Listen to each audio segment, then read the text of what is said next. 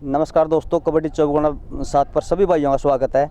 मैं हर रोज़ की तरह आज एक ऐसे गुरु चेला ने लेकर आया हूं जो आजकल जो पहले बहुत ही स्टार रेडर थे और आज एकेडमी खोलकर बहुत ही बच्चों को अपना कबड्डी के बारे में और ज्ञान दे रहे हैं। आइए उनसे बातें करते हैं और खेल कबड्डी के बारे में कुछ जानकारी लेते हैं। मास्टर जी, सबसे पहले आप ये बताइए, आप अपने जवानी में कौन सा सन था जब आपने खेलना शुरू किया? मैं भाई साहब सन 97 में बढ़िया मैच खेलिया मैंने। गांव कवि, जिला पानीपत, शेखपुरा गांव सोनीपत, बहू अकबरपुर डिस्ट्रिक्ट रोहतक का फाइनल मैच हुआ था। उस दिन हमने हरियाणा विजेता टीम मानी गई थी अपनी बहू की।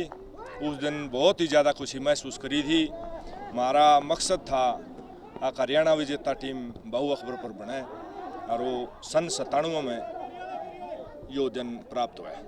मास्टर जी, आपके टाइम में ऐसी हरियाणा में 10 टीमों का आप नाम लीजिए, ऐसी कौन सी टीम थी जो आपको रेड लगाने में उसमें थोड़ा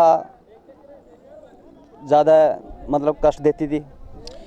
उनमें एक तो हमारा गवांड है गांव मोखरा, एक बडेसरा, एक पानीपत में है ना, करनाल में हथलाना, एक शेखपुरा, और भी एक दो गांव रह गया होगा ऐसा जिसमें ज़्यादा कष्ट और ज़्यादा ये महसूस हो रहा था। बहुत ही स्ट्रॉन्ग कैचर खड़े हैं सामने और एक एक नंबर बहुत ही मुश्किल से निकालना पड़ा करता।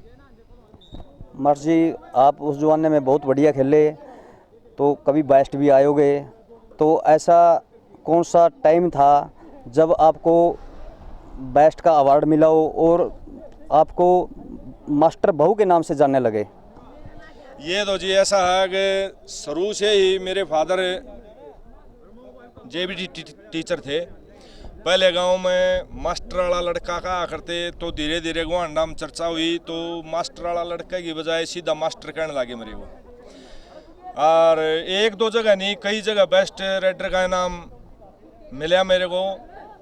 और उसके बाद तो पूरा हरियाणा में मास्टर के नाम से ही चर्चित हो गए। सही नाम मेरा रविंदर है, रविंदर से कोई नहीं जानता, मास्टर के नाम से सब जानते हैं। मेरा अगला सवाल ऋषि से है। तो ऋषि, आपने खेलना कब शुरू किया? मैंने 2011 में शुरू किया था। तो ऐसा कौन सा दिन था जब आप सबसे तकड़े खेले और आपका नाम ऋषि बहू के नाम से पड़ा? ऐसा कटकड़ खेला था मैं खुशी के खिलाफ। उससे पहले भी अच्छा नाम हो रहा था, पर वहाँ भी तगड़ा खेला था। पर स्टार्टिंग में जब नाम हुआ था वो था खंडा खेड़ी से। जब हम पहला ही सीज़न था हमारा और लास्ट में मैच थे वो लगभग मार्च में, तो हम सेकंड आए थे। पूरी टीम बहुत तगड़ी खेली थी, वहाँ लगातार रेड लगाई थी मैंने। उसके बाद मशहूर सा हो गया था नाम, तब से ऋषि के नाम से मशहूर हुआ था। जैसे ऋषि, जो कबड्डी है ये थोड़ा सभी मानते हैं चोट का खेल है, तो घर की तरफ से कभी किसी ने, माँ बाप ने ये नहीं बोला आपको, नहीं बेटा अब कबड्डी ना खेलो, पढ़ाई की तरफ ध्यान दो, ऐसा कभी हुआ है? नहीं, मैं पढ़ा भी हुआ हूँ। मैंने पॉलिटेक्निक और बीटेक दोनों की हुई है। उसके बाद मैं स्पोर्ट्स में आया था। बचपन से ही रुचि थी वैसे कबड्डी खेलने की, तो उसके बाद मैं अच्छा खेला। फिर मेरा चोट भी लगी थी, लिगामेंट टूट गया था। फिर भी घर वालों ने बहुत सपोर्ट किया और अब भी बहुत सपोर्ट कर रहे हैं। बस काम ये है कि मेरे को प्रैक्टिस करनी है और अच्छा खेलना है। जैसे आपके चोट लगी, वज़न बहुत ज़्यादा बढ़ गया था, तो उस वज़न को काबू में करने के लिए स्पोर्ट्स जैसे आपने कबड्डी के हिसाब से रखना है, बॉडी फिट रखनी है, तो उसके लिए आपने कब कहाँ फिट होने के लिए कहाँ ट्रेनिंग ली? पहलवान जी के पास ली थी, रविंद्र पहलवान मास्टर जी के पास। इन्हीं के पास स्टार्टिंग से करता हूँ मैं, इन्हीं के पास की थी मैंने प्रैक्टिस। जैसे आपके लिगामेंट टूट गए थे, उसके बाद जब तैयारी करके दोबारा से ग्राउंड में उतरे, कोई मन पर प्रेशर तो नहीं कभी भाई अभी को चोट न लग जाए? ना, मेरा लिगामेंट टूट के मैं फर्स्ट टूर्नामेंट खेला था झज्जर में। 2 बार के प्लेयर थे वहाँ, मैं बेस्ट रेडर आया था। पहला ही टूर्नामेंट था मेरा 1.5 साल के बाद। फाइनल फरमाना के साथ था हमारा, तो मैं बेस्ट रेडर आया था। नॉन स्टॉप रेड थी पूरे टूर्नामेंट में, एक कैच लगी थी मुझको। जैसे ऋषि, आप बता रहे हो खटकड़ में खुशी जो आज इंडिया का सबसे टॉप कैचर है, तो पहली बार उसके खिलाफ ग्राउंड में उतरे, कोई दिमाग पे ऐसा कोई बोझ था? नहीं, कोई बोझ नहीं था सर। मैं खुल के खेलता हूँ, डर के कभी नहीं खेलता। डर के खेल लूँगा तो घर पे रहने लग जाऊँगा, फिर तो हिम्मत ही नहीं होगी। चाहे खुशी हो चाहे कोई भी हो, पकड़ेगा तो पकड़ेगा ही। अगर मैं खुल के खेल लूँगा तो अपना अच्छा प्रदर्शन करूँगा। तो जैसे खिलाड़ियों की इच्छा होती है भाई मैं इस स्टार के साथ खेलूं, ऐसे स्टार के साथ खेल के आपको कैसा लगा? बहुत अच्छा लगा, खुशी के साथ। हमने वैसे भी 4-5 टूर्नामेंट खेले, इस साल भी खेले हैं। हमारे गांव की टीम में मैं भी खेला था, सबसे पहली बार हरियाणा में आया था, खुशी हम ही ने बुलाया था। तो जैसे ऋषि, किसी भी साथी खिलाड़ी या किसी का भी बाहर का वीज़ा लगता है तो आपको पता चलता है, तो जैसे कोई भी खिलाड़ी, जैसे विनय है आपका पड़ोसी है तो विदेश में खेलने गया, कभी आप जैसे प्रैक्टिस करते हो तो कभी मन पर आता है कि मैं भी बहुत ज़्यादा तैयारी करूं और बाहर जाऊं? हाँ जी, बहुत ज़्यादा प्रैक्टिस कर रहे हैं, अभी पहलवान जी करवा रहे हैं, 3-3 टाइम एक्सरसाइज कर रहे हैं। और मेरा भी कनाडा की बात हो गई थी, वीज़ा भी लग गया था, उसके बाद मेरे लिगामेंट टूट गए थे तो मैं जा नहीं पाया था। तो उसके बाद चलो चोट का खेल है तो परमात्मा ने उस टाइम मंजूर नहीं था, तो उसके बाद अब ऐसा कुछ किसी के साथ डिस्कस चल रहा है मतलब बाहर का? नहीं, अब तो ऑफ सीज़न है सर। अब मैं अगली बार NRI नकोदर में खेलूँगा, नकोदर की तरफ से, तो वहीं से अच्छा खेलूँगा, तो उसके बाद ही बात बनेगी।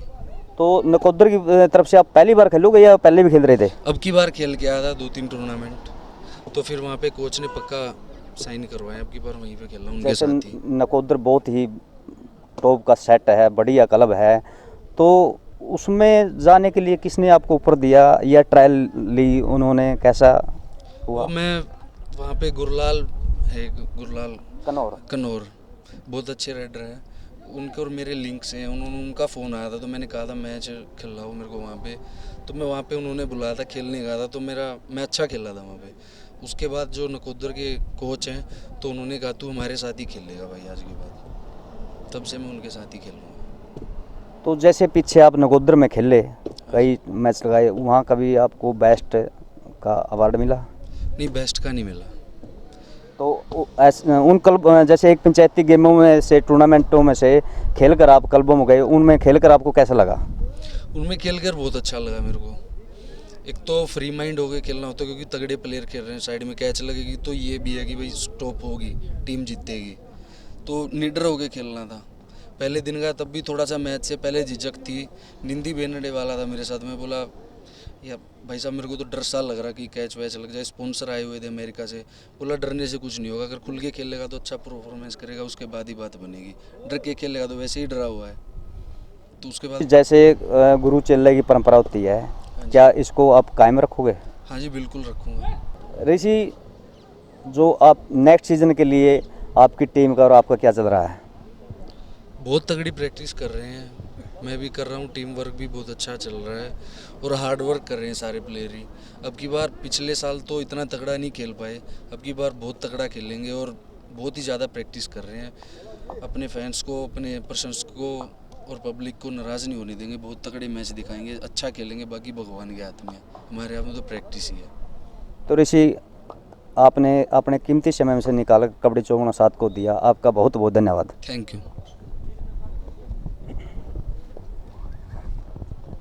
मास्टर जी, जो आप बहुत पुराने खिलाड़ी हो, बहुत स्टार रहे हो, तो आपने जो एकेडमी खोली है और युवाओं को सिखाने के लिए आपने बहुत बढ़िया छेड़ा, तो किस मकसद के लिए आपने ये सब कुछ किया है?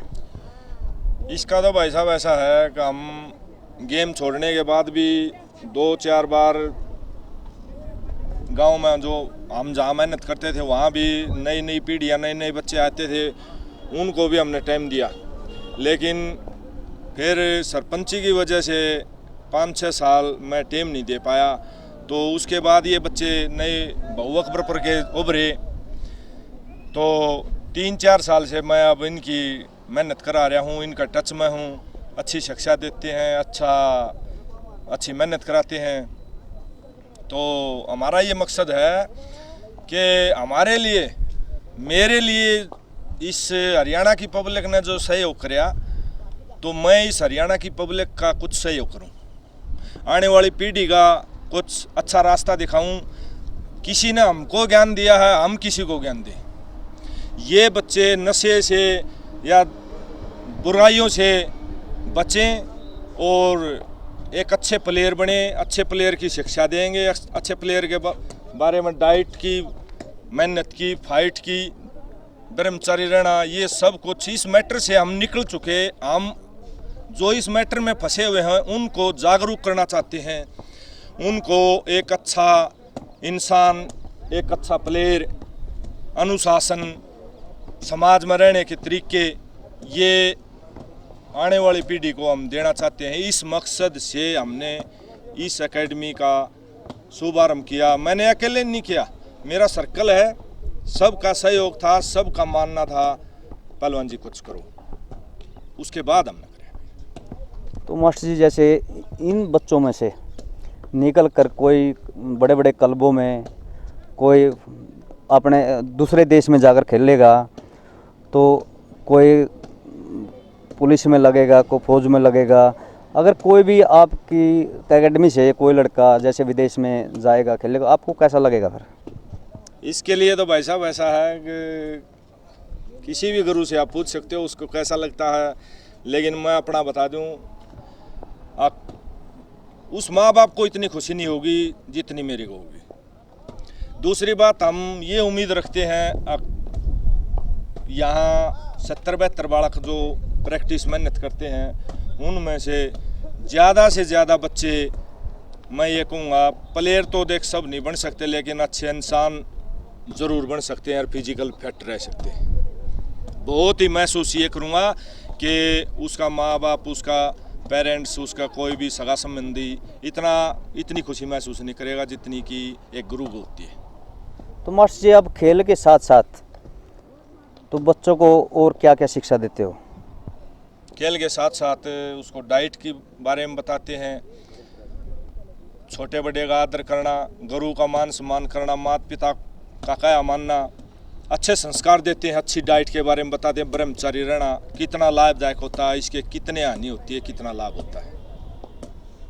आप 80-90 बच्चे हैं आपके पास, तो इतने बच्चों को अकेले आप कैसे हैंडल करते हो? नहीं भाई साहब, मैं अकेला नहीं हूँ, 4 बंदे हम। एक मेरा सीनियर है जिसने नाम लीजिए साथ में। रोहतास पहलवान, जिन्होंने मेरी मेहनत खुद कराई थी, वो भी मैंने बुला रखे हैं। यहाँ एक मेरा जूनियर है गौतम पहलवान, वो भी मैंने बुला रखे हैं। एक मेरा सहयोगी है पवन पहलवान, गांव खरेटी से, वो यहीं रहते हैं। मेरे गांव के जो रोहतास और गौतम हैं वो अप डाउन करते हैं, मैं भी यहीं रहता हूँ और पवन भी यहीं रहता है। हम 4 बंदे हैं।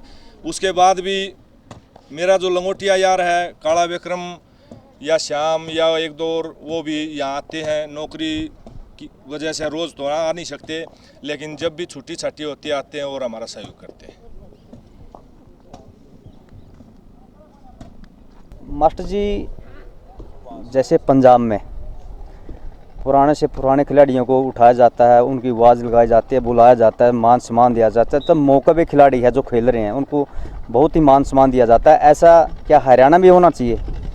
भाई साहब, ऐसा हरियाणा में बिल्कुल होना चाहिए और ये बात हम महसूस कर रहे हैं। कई जगह जाकर देखे हैं मैचा में, तो जो इस एरिया में मैच हो रहे हैं उस एरिया के जो पुराने प्लेयर हैं या भविष्य में खेल रहे हैं, उन सब को उस एरिया के जो गेम करवानी है कमेटी है, संस्थाएं हैं, गांव हैं, उनने पूरा मान सम्मान, आदर मान देना चाहिए। वो इस मैटर से 10-10 साल, 15-15 साल से मतलब खेलते हुए निकल रहे हैं। उन जिस बात का उन बेरा आम आदमी को नहीं पता, उनको हरियाणा की पब्लिक बहुत ही मान सम्मान नहीं दे रही, कम दे रही है।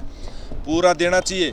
आने वाले प्लेयर को, आने वाली पीढ़ी को इस बात का संदेश मिलेगा कि हमारे जो पूर्व प्लेयर थे, खिलाड़ी थे, उनका इतना मान सम्मान हुआ, तो कल हम भी पूर्वज हों तो हमारा भी इतना ही मान सम्मान होगा। इससे कबड्डी को बहुत बड़ा बढ़ावा मिलेगा। जैसे मास्टर जी टूर्नामेंट होते हैं, आप भी देखते हो, जैसे पंचायती खेलों में आपको मज़ा आता है या 3 रलाने 4 रलाने खिलाते हैं, उनमें ज़्यादा आपको इंटरेस्ट है? हमारी तो भावना है भाई साहब कि एक पंचायत के मैच होने चाहिए। एक पंचायत से हमारा जो एक किसी भी गांव का कोई 1 नंबर का प्लेयर रेडर कैचर हो, तो उसके साथ में जो दूसरा रेडर है वो भी एक दिन एक नंबर का बन सकता है अगर उसको मौका मिलेगा। उसको मौका मिलेगा एक पंचायत के मैच होंगे तब।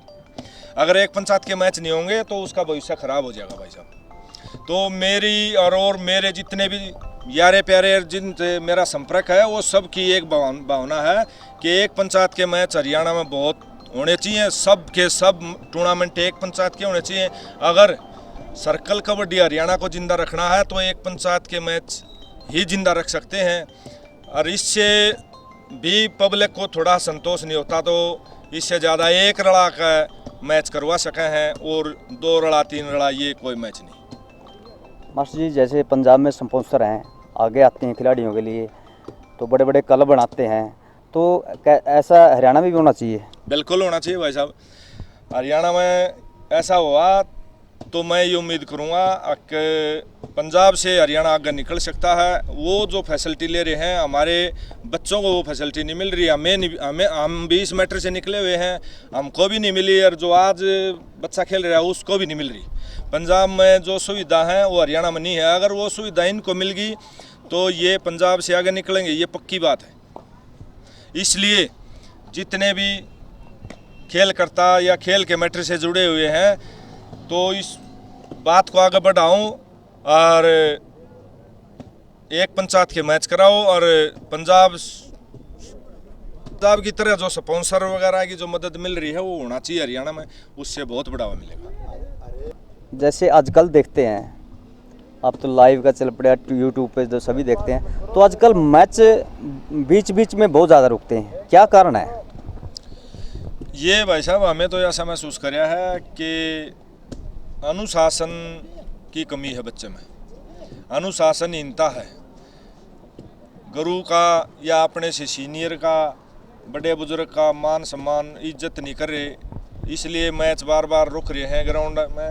और मैं ये कहना चाहूँगा कि जितने भी शिक्षा देने वाले हैं हरियाणा में, एकेडमी का जरिए या अखाड़ा का जरिए या कैंपा का जरिए, जो भी सभी से अपील है कि गेम से पहले अनुशासन सिखाएं बच्चे को। अनुशासन है तो सब कुछ है। तो जैसे मास्टर जी आप खेल रहे हो, आपका टाइम जैसे 20-5-20 के मैच आप खेलते थे और वो अब नहीं खेलने पा रहे बच्चे, तो क्या कारण है? इसके लिए भाई साहब मैं ये मानता हूँ कि कुछ तो मेहनत कम कर रहे हैं बच्चे, कुछ जो मेडिसिन हरियाणा में आया है ये भी इतना दम नहीं रखता, इससे भी ज़्यादा दम फटता बच्चे का। तो इसकी वजह ये है कि एक तो मेहनत कम करना और दूसरा मेडिसिन का जो सहारा ले रहे हैं, इससे दोनों ही चीज़ों से दम की कमी आ रही है। इसलिए वो 20-5-20 की बजाय 10-2-10 का मैच भी नहीं खेल पा रहे। तो उन्हें ज़्यादा मेहनत करनी चाहिए और मेडिसिन से हटकर और अपना देसी दूध दही खाना, ये इन बातों पर विश्वास करना चाहिए और ये डाइट लेनी चाहिए। नेक्स्ट सीजन के लिए आप गुरु हो, इतने बच्चे आपके पास सीख रहे हैं, तो नेक्स्ट सीजन के लिए आपका और आपकी टीम का क्या प्लान चल रहा है, इसके बारे में आप दर्शकों को कुछ बताइए। इसके लिए हम पूरी तैयारी कर रहे हैं और ये जो आने वाला सीज़न है मैच होंगे उसमें यही भावना है हमारी कि कहीं भी हमारी एकेडमी का कहीं भी कोई भी बच्चा खेला है वो चर्चित हो, पब्लिक पूछे ये बच्चा कहाँ मेहनत कर रहा है, ये मास्टर एकेडमी में कर रहा है। तो इसके लिए भाई साहब मैं एक वादा तो नहीं कर सकता, लेकिन पक्का यकीन और विश्वास दिला सकता हूँ कि बहुत ही बढ़िया रिजल्ट आएगा हमारी मेहनत का। हम निष्पक्ष कोई भी द्वेष भावना या इसी प्रकार की कोई बात नहीं है, हम निष्पक्ष मेहनत करवा रहे हैं, सच्ची आत्मा से करवा रहे हैं। तो मास्टर जी आप यहाँ तो अपने बच्चों को शिक्षा दे रहे हो, तो युवाओं को आप क्या संदेश देना चाहोगे? तो कैसी तैयारी के साथ आना चाहिए, कैसी डाइट लेनी चाहिए? एक डाइट तो लेनी चाहिए भाई साहब प्लेयर को उम्र के हिसाब से, उसी हिसाब से मेहनत करनी चाहिए। और उस